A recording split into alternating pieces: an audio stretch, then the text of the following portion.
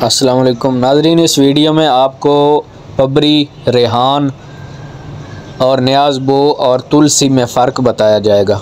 ये पौधा आप देख रहे हैं, इसको पबरी भी कहते हैं तो और न्याज़बो भी कहते हैं, रेहान भी इसी को कहा जाता है। बाज़ लोग तुलसी और न्याज़बो पबरी को एक ही पौधा समझते हैं, हालांकि इसमें ज़मीन आसमान का फ़र्क होता है। ये पौधा न्याज़बो का है जो हम आम तौर पे क्यारियों में लगाते हैं, और इस पौधे को आप देखें, ये पौधा जो है इसको तुलसी का पौधा कहा जाता है।